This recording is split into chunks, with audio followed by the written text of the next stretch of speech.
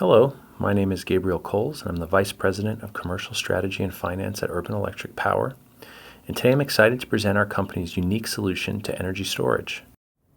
Today, the need for advanced batteries is large and growing rapidly. This is driven largely by the increase in electric vehicle sales and the uptake of energy storage systems on the grid. Incumbent battery technologies such as lead-acid and lithium-ion cannot fully serve this market due to shortcomings on safety, availability, sustainability, and cost. Rechargeable alkaline batteries can provide a compelling alternative for a variety of market needs that represent nearly $25 billion in global annual revenue. This is the technology we've patented. Our rechargeable zinc-manganese dioxide chemistry takes the traditional primary alkaline cell, seen here in AA or AAA form, and brings it to scale, making it rechargeable and usable for large energy storage systems. The chemistry was initially developed at the City College of New York's Energy Institute, and UEP holds exclusive commercial license to bring this technology to market, which is supported by over 21 patents, PCTs, and provisionals. Our technology is fully recyclable and non-toxic, presents a modular solution that scales from residential use all the way to grid scale, and is non-flammable, as demonstrated by UL 1973 and 9548 testing. Our energy storage systems can meet a wide range of applications. In the commercial and industrial sector, we're focused on critical power backup for data centers and other facilities, as well as distributed storage and peak load shifting. This provides customers with not only peace of mind and security to have power when needed, but also a way to generate revenue by shifting when energy is being used. Our systems work well with renewable energy as well, specifically solar and wind. We're able to support these systems by storing energy when it's not needed and redeploying it at times of need. On the utility side, we're working with the Electric Power Research Institute to demonstrate how our batteries can be used to support the grid and defer costly transmission and distribution upgrades. These are our current markets, but in the future we're also looking at e-mobility as well as smart city technology, which we believe our future generations of batteries will be able to support. Our go-to-market strategy is quite simple. We start by taking the early adopters we currently have projects with and using them to spin out similar customers and projects within those industries. For example, we are currently building a 1 megawatt data center UPS system with the San Diego Supercomputing Center. Once up and running, we hope that demonstrates our value to other major web service providers and national laboratories who can then adopt our technology in subsequent projects. This will not only influence additional customers, but also channel partners, such as equipment OEMs, installers, and developers, to take our technology to the next level and scale it more broadly. This three-phase approach will be carried out over the next 4 to 5 year period and will help the company scale production as well as revenue. Our competitive advantage compared to existing technologies is really threefold. First, we're much safer, both non-toxic and non-explosive relative to lithium-ion and lead-acid batteries. Additionally, the batteries themselves do not self-discharge as much, making them better suited for key use cases such as power backup and remote environment systems, where the grid is not always available. But perhaps most importantly, we're quite simply the least expensive option of the three. Even at today's production levels, we are able to manufacture our systems below $200 a kilowatt hour, which allows us to sell at a price lower than both lead and lithium batteries that are currently in the market. Further, we expect this cost to drop fairly significantly over the coming years, further enabling us to reduce prices and stay competitive. The cost advantage we have here is really inherent in our technology. Both zinc and manganese dioxide are two key active ingredients. are earth abundant and readily available through existing battery supply chains. If you recall, we utilize the same chemistry as the primary alkaline cell, which means those supply chains are open to us as well. This not only keeps costs low, but creates a level of predictability around supply chain that is very much welcome in today's economy. Here you'll see some financial projections and key performance indicators for the company going forward.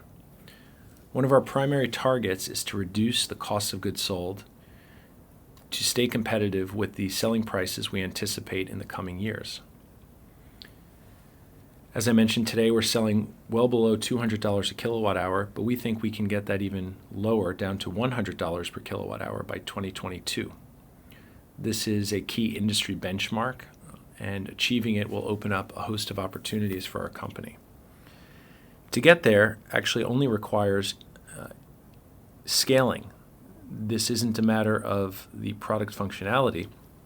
It's about getting scaled production costs through a larger plant, as well as volume pricing on materials.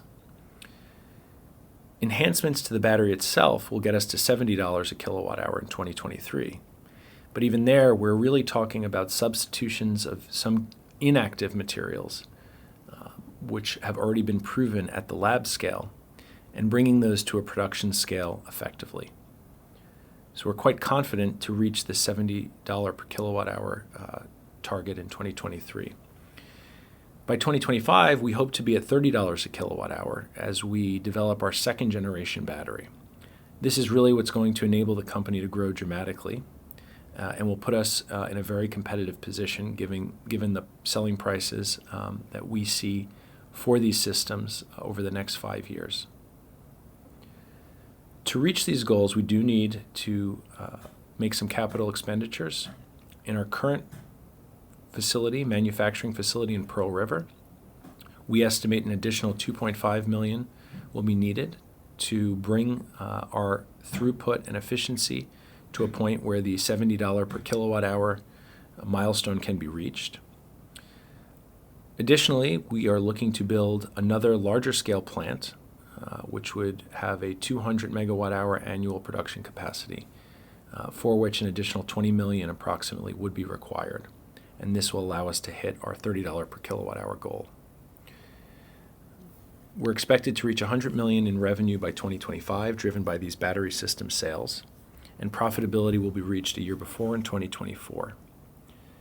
So for this, we are planning to raise a Series C in the coming year to not only expand our installation base and generate a pipeline of orders, but also to begin the commercial production of our enhanced current generation battery to reach the $100 per kilowatt hour threshold.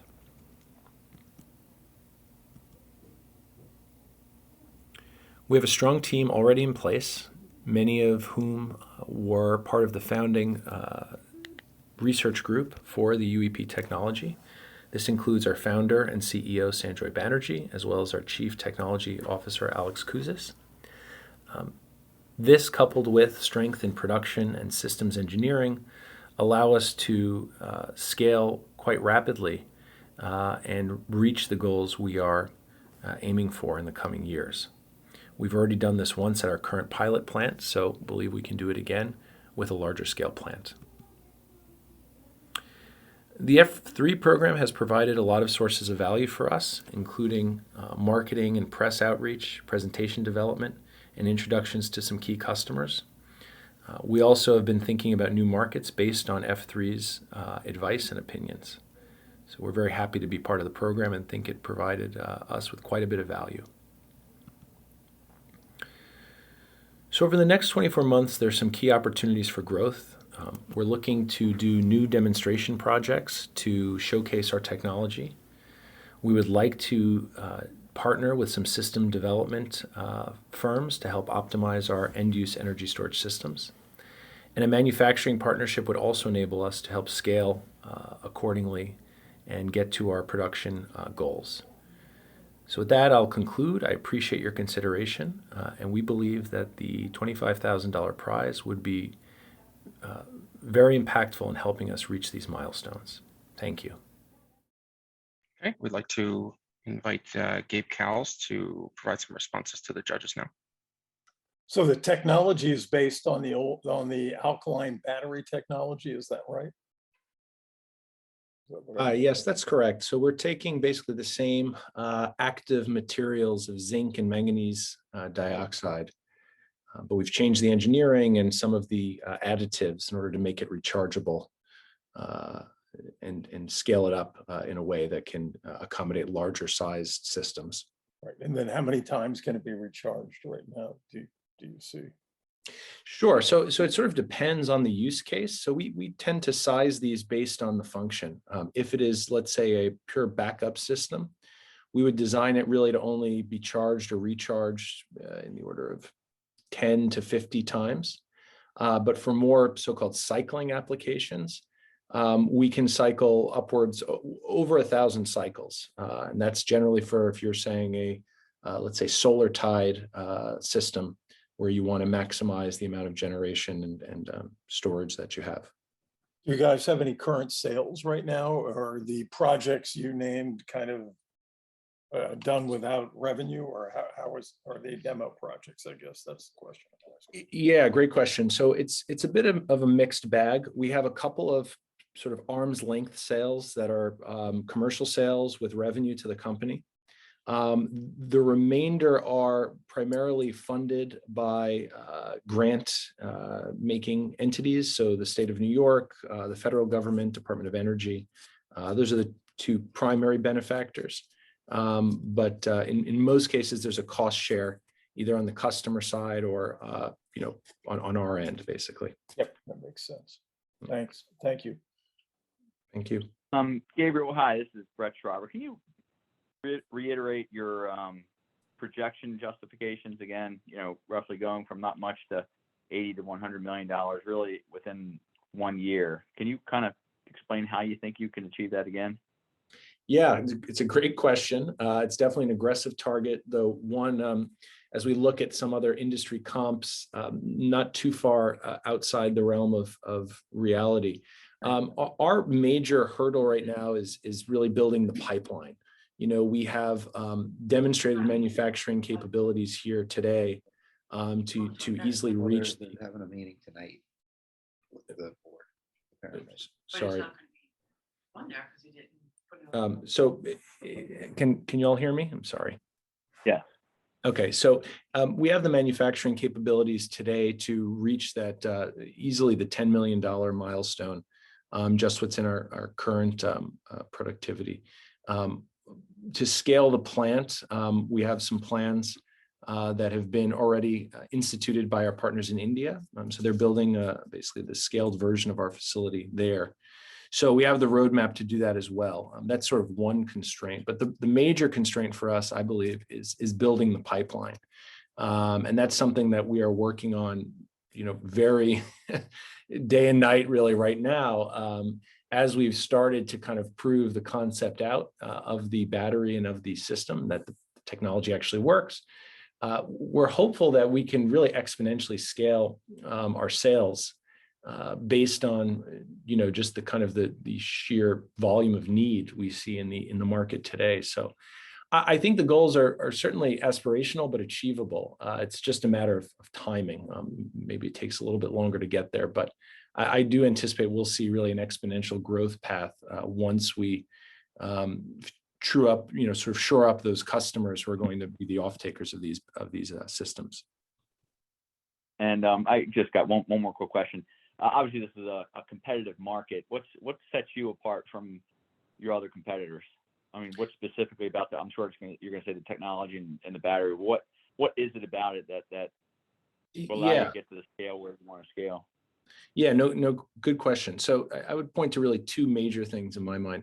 Number one is safety, and right now lithium ion is kind of considered the core incumbent for most of these types of systems.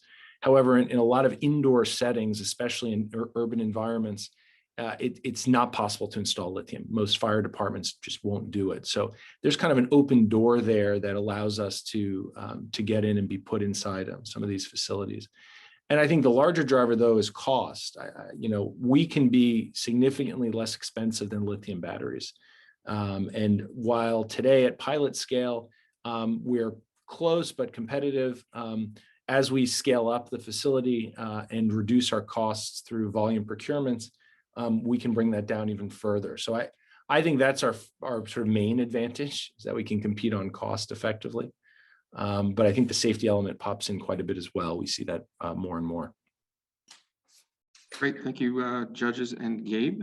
Thank you. I think that was great questions, and thank you again for the time and responses you gave, Gabe. Stay tuned to the F3 Tech website as well as our social media for more information, as well as to provide any feedback you may have.